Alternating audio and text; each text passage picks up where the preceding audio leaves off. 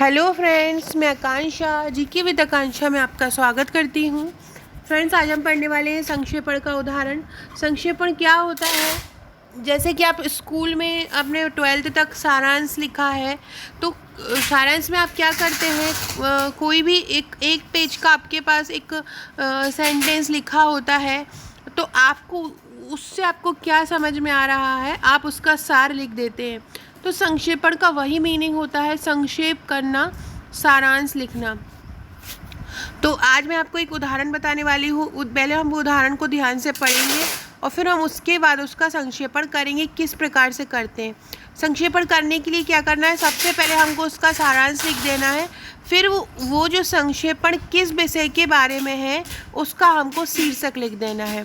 Friends, सबसे पहले channel पे नए हैं तो चैनल को सब्सक्राइब ज़रूर कर लीजिए, ताकि आने वाली सभी वीडियो का इन्फॉर्मेशन आप तक मिलता रहे। ये जो संक्षेपण है और जितने भी ग्रामेटिकल पार्ट है, ये मैं आपको हिंदी पेड ग्रुप में करा रही हूँ।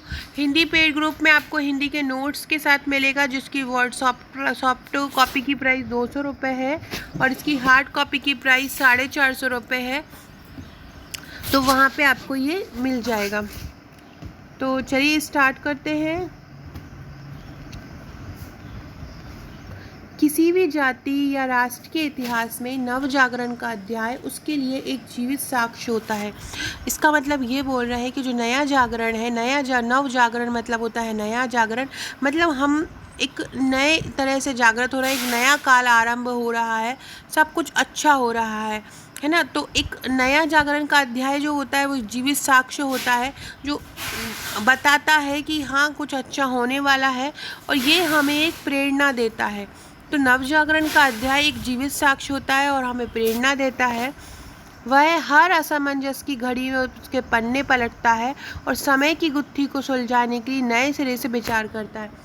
नव जागरण, हम भी कुछ जब नया सोचते हैं तो हम पुरानी जो जितनी भी सिचुएशन है, पुरानी जो भी चीज़ें हुई हैं, उनके पन्ने पलट कर उनसे जो हम सीख सकते हैं, जो हमसे कभी भी हमारा पूरा जीवन एक हम सीखते ही रहते हैं। कभी भी हमसे कुछ गलत हुआ तो हम ये सोचते हैं कि हमसे आगे ऐसा ना हो और हम हर वो चीज़ से सीखने की कोशिश करते हैं। तो यही बोल रहे हैं कि वह हर सामंजस्य की घड़ी में उसके पन्ने पलटता है और समय की गुत्थी को सुलझाने के लिए नए सिरों से विचार करता है। संभवतः आज़ाद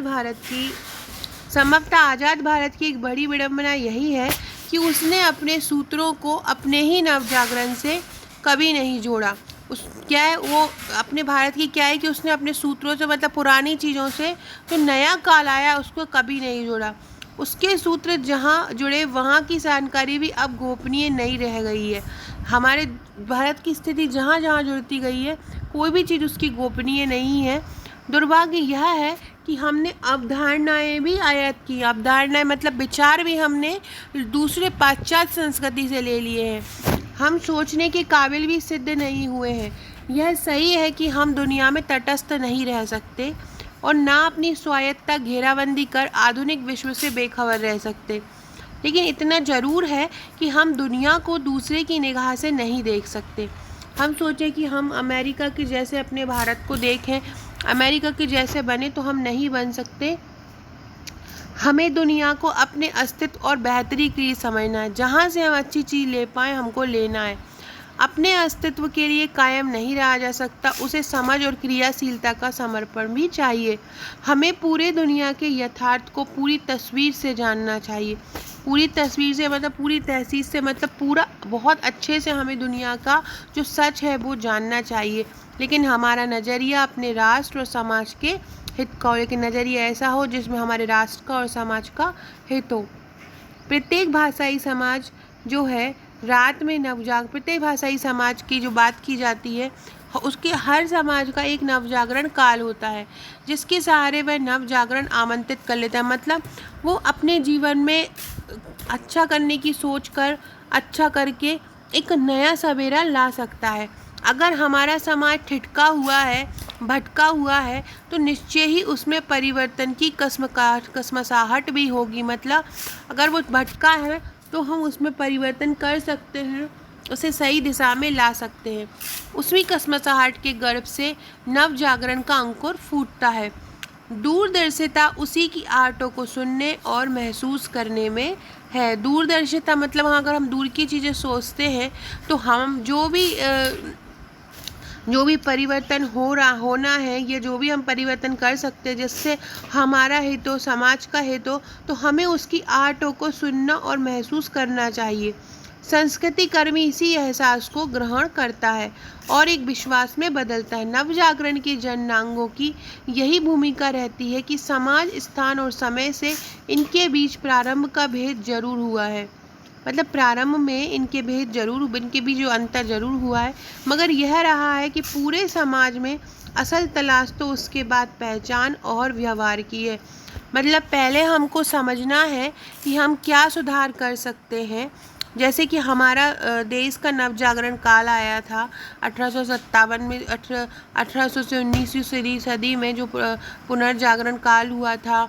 जितने भी स्वतंत्रता संग्राम के नेता थे, जितने भी साहित्यकार थे जिन्होंने अपनी कलम से लोगों को जागृत किया, तो उन्होंने उनके अंदर जो कहीं ना कहीं कोई चीज़ छुपी बैठी थी उसको जागृत किया, उनके अंदर जो भी कमी थी उसको जागृत किया।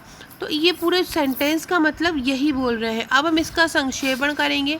ये हमने इतनी बड़ा जो पैराग्राफ लिखा है, इतने बड़े का हम इसका 1/4 जो है संक्षेपण कर देंगे, मतलब संक्षेप में लिख देंगे, और फिर लास्ट में हम इसका क्या लिख देंगे, शीर्षक लिख देंगे। तो देखो क्या है, नवजागरण एक साक्ष्य और प्रेरणा स्रोत भी है। नवजागरण एक साक्ष्य है और हमें प्रेरणा भी देता है, जिसमें राष्ट्र अपनी समस्याओं का सही समाधान पाता है। लेकिन दुर्भाग्य यह है कि किसी ने उसकी ओर देखा ही नहीं, बल्कि आधुनिकता का पश्चिमी अवधारणा को ही ग्रहण कर लिया। आज हम पटाखे के बिना नहीं रह सकते, और क्योंकि हम अपनी बेहतर स्थिति के लिए हमें सक्रिय रहना है। अगर हम खुद को बेहतर करना चाहते हैं तो हमें ज़्यादा से ज़्यादा सक्रिय रहना है। लेकिन ये सक्रियता हम अपने राष्ट्र हित की कीमत पर नहीं कर सकते। हमारा सबसे पहला कर्तव्य है राष्ट्रहित। हमें दूरदर्शिता की आवश्यकता है। हमें क्या है, दूरदर्शिता की आवश्यकता है। हमको हमेशा दूर की सोचकर चलना चाहिए, ताकि नवजागरण के अनुपयोगी अंशों को छोड़कर, नवजागरण में ऐसे भी कुछ अंश होंगे जो हमारे लिए उपयोगी नहीं हैं, तो हमें उन अनुपयोगी अंशों को छोड़कर उस परिवर्तन को कसकर पकड़ना चाहिए जिससे नवजागरण का अंकुरित बीज उत्पन्न होता है। नवजागरण के जो जनांग है उनने हमें जानने की पहचान दी है और व्यवहार की दृष्टि दी है। मतलब नवजागरण के द्वारा ही हम समझ पाए हैं कि क्या सही है, क्या गलत है, कैसी दृष्टि सही है, कैसी सही नहीं है, कौन सा कार्य सही है जो देश के हित में हो। तो ये सभी हमें नवजागरण ने दिया है। अब हम यहाँ किसकी बात कर रहे हैं, नवजागरण की बात कर रहे हैं। तो हमारा शीर्षक भी क्या हो जाएगा, हमारा शीर्षक भी नवजागरण हो जाएगा। तो फिर इस प्रकार से हम ये क्वेश्चन कर लेंगे, और इस प्रकार से हमने पहले ये हमारा आएगा, फिर हमने उसका 1/4 ये पैरा लिख लिया और लास्ट में हमने उसका शीर्षक लिख लिया। तो इस प्रकार से फ्रेंड्स आप ये संक्षेपण कोई भी आए संक्षेप में लिखे, सब बहुत सरल है संक्षेपण। आपको संक्षेपण लिखना है और लास्ट में उसका शीर्षक लिख देना है। सो फ्रेंड, चैनल को सब्सक्राइब कर दीजिएगा। मैं इसी तरह हिंदी के और भी सब्जेक्ट के वीडियो लाती रहती हूँ। रोज़ मेरा मेंस का एक वीडियो होता है, प्रीलिम्स का होता है और करंट अफेयर्स का होता है। तो आप चैनल को सब्सक्राइब कर ही लीजिएगा, और वीडियो अच्छा लगे तो लाइक कीजिएगा और शेयर कीजिएगा। डिस्क्रिप्शन में आपको एक लिंक मिल जाएगा, उससे आप मेरे व्हाट्सएप और टेलीग्राम ग्रुप से जुड़ सकते हैं। Okay friends, thank you.